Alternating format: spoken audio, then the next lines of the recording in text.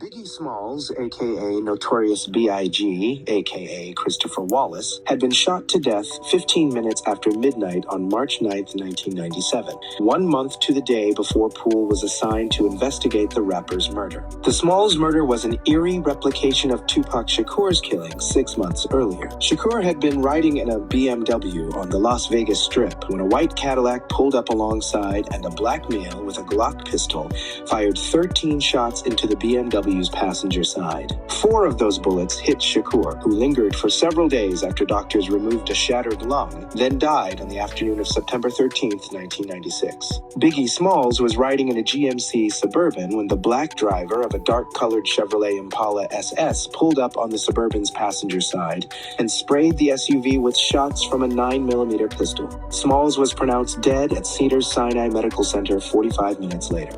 The Suburban in which Smalls was riding had been the second vehicle in a caravan of 3 SUVs that had just pulled out of a parking structure at the Peterson Automotive Museum on Wilshire Boulevard's Miracle Mile. The occasion was the same one that had resulted in Kelly Jamerson's death 2 years earlier, a Soul Train Record Awards after-party. Only this event was sponsored not by Death Row Records, but by Quincy Jones's Vibe magazine. Riding in the front passenger seat of the lead Suburban was Bad Boy Entertainment CEO Sean Puffy Combs, whose vehicle had not been fired upon. None of the 4 other passengers in Biggie Smalls' Suburban had been hit by any of the bullets fired from the Impala. I was right behind Biggie in the back seat, but not one bullet hit my door, rapper James Lil Cease Lloyd told the Los Angeles Times. Not one bullet hit any other window. Every single shot fired hit Big's door. They was after him for some reason. At least 7 witnesses had seen the shooter, whom they described as a clean-shaven black male with a medium complexion and a fade haircut, wearing either a gray or light blue suit with a bow tie. In wardrobe and grooming, the killer had looked a lot more like a member of Louis Farrakhan's security group, the Fruit of Islam, witnesses agreed, than any kind of gangbanger. He had been alone in the Impala, firing across his body through the car's open window with a blue steel pistol held in his right hand. From the outset, a lot of people let it be known that they suspected the deaths of Biggie Smalls and Tupac Shakur were connected by more than just the violent milieu of gangsta rap. Like a lot of rappers in his stable, Marion Hugh Knight Jr. had grown up in Compton, a city of 110,000, surrounded by the black and brown neighborhoods of southern Los Angeles County. Compton was still racially mixed and working class when Maxine and Marion Knight Sr. bought their house in the city. That was in 1969, 5 years after the birth of their only son, a boy they called Sugar Bear, the parents said, because he had such a sweet disposition. Suge Knight's childhood was idyllic compared to that of most youngsters in his Compton neighborhood. He had 2 gainfully employed parents, Marion Sr., a janitor at UCLA, and Maxine, who worked on the assembly line in an electronics factory, and both doted on him excessively in his mother's case. Suge also could claim the ghetto's one universally accepted exemption from membership in a street gang. He was an athlete, 6 feet 2 inches tall, with a strong body that was growing thicker every year. Suge earned letters in both football and track. In 1985, now listed on the program at 260 pounds, Suge transferred to the University of Nevada at Las Vegas. Wearing number 54 and starting at defensive end, Suge was voted UNLV's Rookie of the Year, got elected defensive captain, and won first-team all-conference honors. During his senior season, though, Suge became a more remote and mysterious character. Overnight, he had enough money to rent an apartment by himself and to purchase a series of late-model sedans. He regularly received visitors from Compton and developed a reputation as perhaps the biggest drug dealer on campus. When he was drafted by the Los Angeles Rams after his last season at UNLV in 1987, Suge promptly dropped out of school and moved back to LA. He made the Rams roster during the strike-shortened 1988-89 season and crossed picket lines to perform as a replacement player, but was cut from the team when the strike ended and the real pros returned to action. Suge Knight's criminal record began at almost the same time his football career ended. In October of 1987, his future wife, Sharitha Golden, first obtained a restraining order against her possessive boyfriend, then had him arrested for grabbing her by the hair and cutting off her ponytail during an argument in the driveway of her mother's house.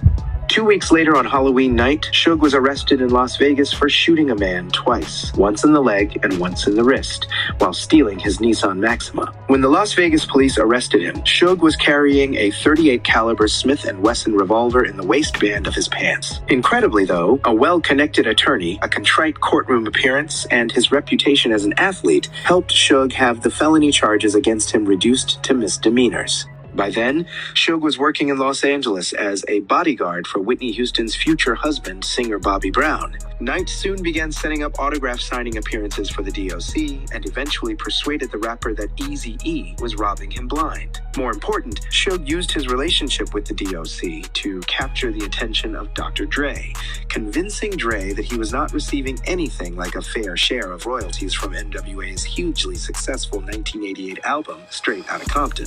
A lot of what Suge offered performers like the DOC and Dre was protection. Having Suge at his side solved that problem. What Dre had going for him was a magical ear for how sounds, especially rhythms, could be combined to complement one another.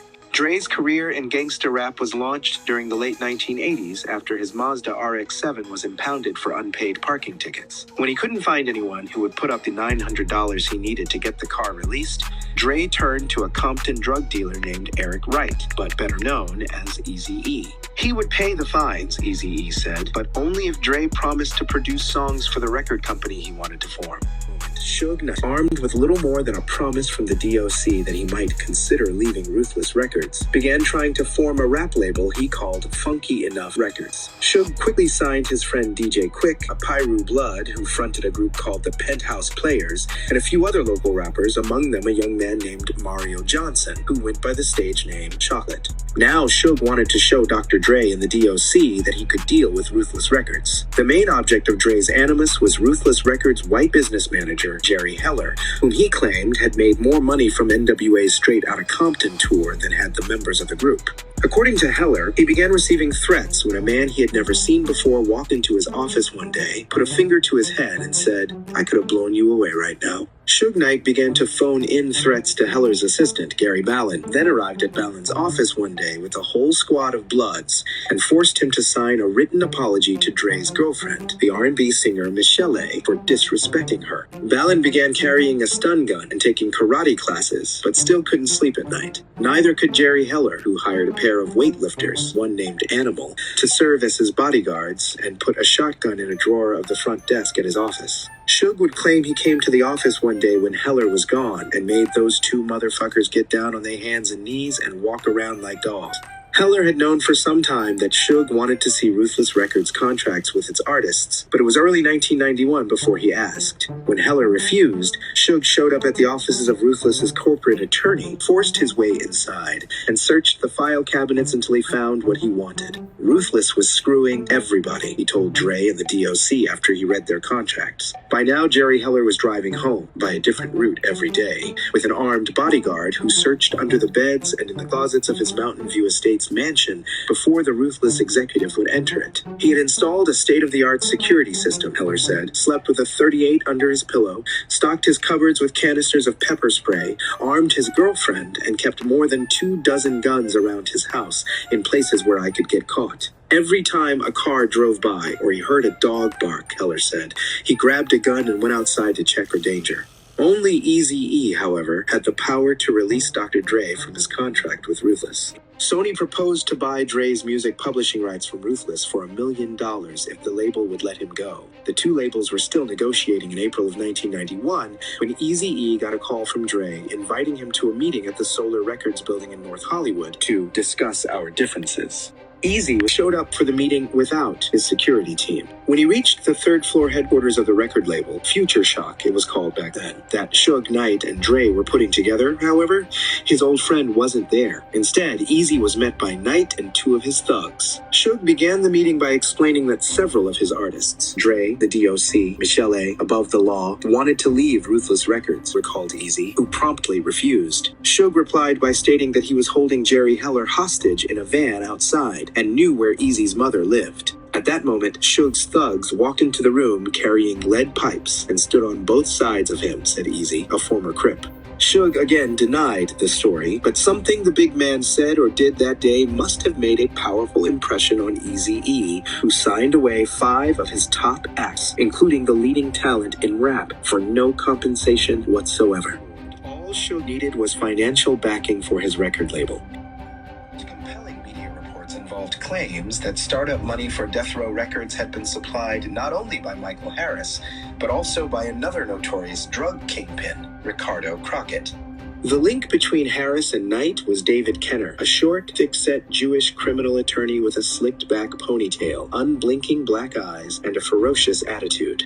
Harry's criminal appeal at the time, set up the first meeting between Harris and Suge Knight in the fall of 1991 at the Metropolitan Detention Center in downtown Los Angeles. The deal negotiated among the three was an agreement that the new record company would be a joint venture in which Knight and the Harrises each owned 50%. Kenner would form the Death Row Records Corporation and help run its parent company, Godfather Entertainment. The contract Kenner eventually drew up gave Suge control of Death Row's day-to-day operations, while Harris, who was to invest $1.5 million as startup capital, provided the company's overall philosophy and direction. Almost 2 years would pass before Harris realized that Knight and Kenner had walled him off with a barrier of corporate shells from any actual involvement in Death Row Records, including profit sharing. In late 1992, the unlikely partners got what they needed: $10 million from Jimmy Iovine and Ted Field of Interscope, an independent company that was financed by and distributed through Time Warner's corporate network.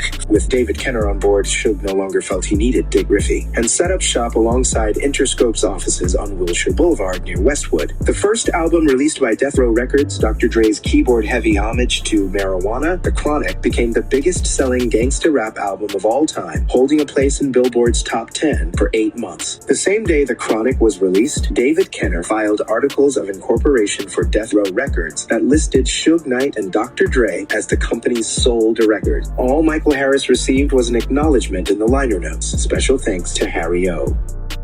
Suge Knight had positioned himself as the baddest gangsta around. Suge publicly proclaimed his membership in the Bloods gang, and in his office at Death Row's new Tarzana Studios, the sofa, chair, and cabinets all were deep red. The carpet was red too, except for the white outline of Death Row's logo, a man strapped to an electric chair with a sack over his head. A guard with a metal detector greeted guests at the studio's front door and kept a list of security personnel, many of them Bloods members, who were permitted to bring guns inside. At the very first Source Awards ceremony at the Paramount Theater in Manhattan, Death Row artists Dr. Dre and Snoop Dogg swept nearly every major award: Album of the Year, Solo Artist of the Year, Producer of the Year for Dre, New Solo Artist of the Year, and Lyricist of the Year for Snoop. The second annual Source Awards ceremony, though, was dominated not by Death Row Records artists, but by its CEO. We don't have to worry about the executive producer trying to be all in the video, all on the record, dancing. The melodrama that enveloped Knight and his outlaw label had been taken up one very big notch. Suge had now not only named a legitimate rival, but acquired an arch-enemy whose defeat would become his overriding ambition. Tupac tipped his hand more by what he did than by anything he said. During early 1996, he insisted upon negotiating his movie deals without Suge Knight's agency. And in February of 1996, Death Row's biggest star formed his own and entirely separate production company, Euthanasia, then brought his old friend Yasmin Fula to LA to run the business. From the first, Fula found it difficult to obtain any financial accounting from Death Row Records. Whenever she sent Suge Knight's office a request for documents, Fula said what she received instead were cars and jewelry. She began to feel there was this dark cloud over us, Fula told the New Yorker's Connie Brooke. I knew so much was wrong. While Tupac would not let Fula prod Suge Knight with legal threats, he did refuse to let any of his younger cousins sign contracts with Death Row. Tupac also began to rely increasingly on his East Coast attorney, Harvard Law School professor Charles Ogletree, who was frustrated by his dealings with the rapper's Los Angeles lawyer, David Kenner. Since Tupac's finances were entirely controlled by Death Row, he had no choice but to rely on the record company's assistance in settling Tupac's numerous civil lawsuits, Ogletree complained. David Kenner would tell him the check was in the mail, then that it was being sent by FedEx, then that it was being wired. The money never seemed to arrive, however. By that summer, Tupac had become increasingly overt about his plan to escape death row. He had a strategy, Ogletree told Connie Brook. The idea was to maintain a friendly relationship with Suge, but to separate his business. That was not a difficult thing to accomplish legally, Ogletree said, but you have to live after that. It was a question of how to walk away with your limbs attached and your bodily functions operating. Tupac and Suge, at least, were still united in hostility toward their rivals at Bad Boy Entertainment. Tupac's first album, released by Death Row Records, 1996's All Eyes on Me, sold more than 500,000 copies during its first week in the stores, earning $10 million, second only to the Beatles' Anthology as the best commercial opening in the history of the music industry. Executives at other labels were duly impressed. His decision to leave Death Row had changed him, according to his fiancée, Kidada Jones, whose father, Quincy Jones, owned Vibe. Tupac was tired of the lifestyle he had been sharing with Suge Knight, Kidada said. After finishing his next album, the last he owed Death Row Records under the contract he had signed in the prison at Dannemora, Kidada said, Tupac might sign with Warner Brothers. Her boyfriend also intended to move out of the house Death Row had leased for him and settle with her in another part of town. Any doubt about Tupac's intention to break with Death Row had been removed on August 27th, when the rapper made the move that a lot of people predicted would get him killed, firing David Kenner as his attorney. Outside the MTV Awards show 1 week later, Tupac seemed intent upon defusing rather than escalating the East versus West feud. Word that Tupac Shakur had discharged David Kenner spread through the music industry. Suge Knight insisted the problem was between the two of them and that he had no hard feelings toward Tupac.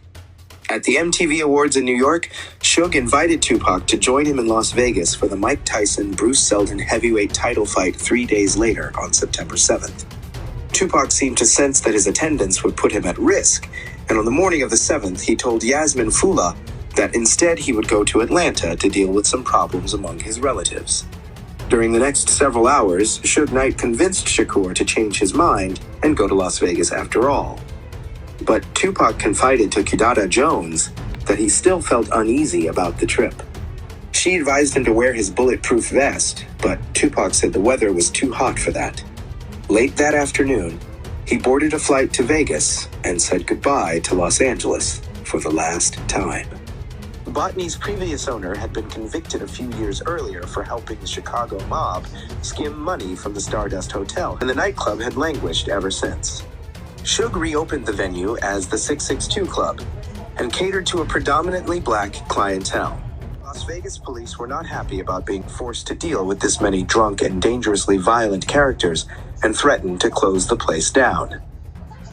The scene was only slightly less rowdy when Suge brought Tupac and Snoop Dogg back to Las Vegas with him for the Mike Tyson-Frank Bruno fight in the spring of 1996, and again when Suge and his death row entourage opened the club after Tyson's fight with Peter McNeely that August. Suge did post himself at the door of the club that night and personally tossed several troublemakers out into the parking lot. But the cops were furious anyway about the trouble the 662 Club was causing them and followed through on their promise to close the place. Knight was able to open the club for the evening of the Tyson-Seldon fight on September 7th, only by arranging to have his after-party sponsored by Las Vegas PD officer Patrick Barry, a retired professional boxer who was ostensibly using the event to raise money for Barry's boxing gym. A line started forming outside the club at 5:30 that afternoon, hours before the fight's scheduled start, and hundreds of people were trying to buy $75 tickets for the 662 Club's party. Tupac Shakur was staying with Kidada Jones at the Luxor Hotel in one of the rooms Suge had booked for the weekend. Although his backup singers, the Outlaw Immortals, served as both an entourage and a security detail, Tupac's two main bodyguards were a pair of black ex-police officers, Kevin Hackey and Frank Alexander. Hackey wasn't in Las Vegas, however, having fallen out with Death Row's head of security, Reggie Wright Jr., over $10,000 he had been paid to work on the set of Tupac's most recent film, Gang Related. That money should have been paid to Right-Way Protective Services, insisted Wright, who retaliated by firing the bodyguard. Frank Alexander was alone when he arrived for a meeting with Suge's Las Vegas attorneys, who explained that neither Alexander nor any of Tupac's other security personnel could carry firearms because Death Row had failed to secure the proper clearances from the police. While Alexander fretted about Tupac's vulnerability, the rapper himself was losing big at a blackjack table in the Luxor. The other members of the Death Row contingent noticed right off that Tupac wasn't wearing the medallion of the hooded figure in an electric chair that had been around his neck since Suge presented him with it months earlier. The new figure on Tupac's gold chain was a $30,000 diamond-studded replication of the emblem he had chosen for his own company, Euthanasia. Tupac finally broke his losing streak and was ahead of the game when he left the casino and made his way across a footbridge to the MGM Grand, where the Tyson-Bruno fight would take place. Suge and Tupac sat together, but weren't in their seats long. The fight was over in less than 2 minutes, as Tyson came out of his corner throwing punches at a furious rate, and Selden dropped to the canvas for good 109 seconds into the first round. Tupac led the Death Row group backstage to mingle with Tyson, but after only a couple of minutes, Suge announced that they had to leave. A startled Tupac complained that it would be the first time he had not congratulated Mike personally after a fight. But Big Suge grabbed the little rapper's arm and led him toward the exit. As they approached the auditorium's main entrance, Suge threw his arm around Tupac's shoulders, embracing him like the little brother that he often called his biggest star. Just as the two men passed through the doors, however, trailed by Alexander and Suge's entourage of Mob Piru homeboys, a blood named Trayvon Trey Lane approached Tupac and whispered something in his ear. Alexander could see trouble coming, especially after he watched Tupac turn his head to stare at a young black man who stood on the other side of the hallway, like he was anticipating the arrival of someone, as the bodyguard would put it later. The young man who stood alone was Orlando Baby Lane Anderson, a Southside Crip, who, along with 7 or 8 of his homies, had jumped him, Trey said, outside a Foot Locker store in the Lakewood Mall. Anxious to impress Suge and the other Bloods with his continuing loyalty, Tupac immediately charged across the hallway toward Anderson, trailed by Knight and his entourage. "You from the South?" Tupac asked, but before Baby Lane could answer, Tupac had thrown a punch at him. The Crip went to the ground immediately, recalled Alexander, and Baby Lane offered almost no resistance, and the others immediately scattered in different directions. Alexander led Tupac outside without waiting around to watch what would happen next, but they were at once spotted by a huge crowd of groupies and hangers-on who chased them back to the Luxor. Kidada, whom Alexander considered a surly, snobbish brat, was waiting in their room at the Luxor, where Tupac regaled her with a description of the beating. She was giggling in excitement, recalled Alexander. The girl seemed to love this stuff, though she never got any closer than hearing about it from her boyfriend. Tupac didn't invite her to the party at the 662 Club either, largely ignoring the young woman as he changed from a tan silk shirt and blue jeans into a black and white basketball tank top and teal-colored sweatpants, then led Alexander back downstairs. As they stepped outside the main entrance to the Luxor, Suge and the rest of the Death Row entourage were loading into a caravan of vehicles for the drive to the 662 Club. They would go to his house first, announced Suge, who intended to delay their arrival so the group could make a grand entrance. Tupac wanted to drive his Hummer with Alexander in the passenger seat and 2 buddies from the Outlaws in back, but Suge told him that they had private business to discuss and persuaded the rapper to ride with him in the big new BMW sedan he had purchased 1 week earlier. Tupac told Alexander to drive his friend Yafu Fula and another member of the Outlaws to Suge's place in Kidada's Lexus. The group stayed only briefly at Knight's house, where everyone took a look at the new Death Row emblem painted on the bottom of the pool. Knight and Shakur were listening to Tupac's newest album, Machiavelli, at an obliterating volume, until a police officer riding a bicycle waved them over and forced Suge to turn the sound down. When the cop let them go, Suge continued toward the strip. Alexander hoped that Suge would turn right on Tropicana so that they could enter the club from the rear, but instead, the BMW blew through a light and turned on Flamingo Road, where Tupac's approach to the club became a public spectacle. Scores of people on the street and sidewalk angled for a glimpse of Tupac when Suge stopped for a red light at Corval Lane, right behind the black Cadillac his homeboy K-Dove drove. A Chrysler sedan immediately pulled up on the BMW's left, filled with 4 young women who smiled to catch Tupac's attention. Moments later, a white Cadillac rolled to a stop slightly in front and to the right of the BMW. 4 young black men were inside, witnesses said, 2 in front and 2 in back. But only one riding in the rear extended a .40 caliber Glock through the open left rear window and used it to spray the BMW's passenger side with between 10 and 15 bullets. According to Frank Alexander, the shooter had been sitting on the right side of the Cadillac and had reached across the passenger on his left to fire the shots. A black person, wearing a skull cap, a beanie cap, was the best description of the killer Alexander could give. At least 100 witnesses watched as Tupac tried to climb into the back seat of the BMW and was hit 4 times in the process. 2 bullets tore open the Thug Life tattoo on his torso, while 2 others wounded him in the hand and leg. The Cadillac peeled away and made a right turn on Corval, heading away from the strip. Instead of calling 911 on his flip phone, Suge made a U-turn against the oncoming traffic as vehicles scattered to avoid a collision. The rest of the death row caravan did the same, jumping medians as they headed toward the strip. 2 bicycle cops who had heard the shots gave chase and were able to catch the BMW only because 2 of the car's tires had been shot out. The shooting scene itself was abandoned as witnesses scattered and the white Cadillac sped away. When Suge stopped the BMW, the 2 bicycle cops approached with guns drawn and ordered him out of the car. Suge stepped outside with one side of his head dripping in blood and told the officers he had been shot in the head.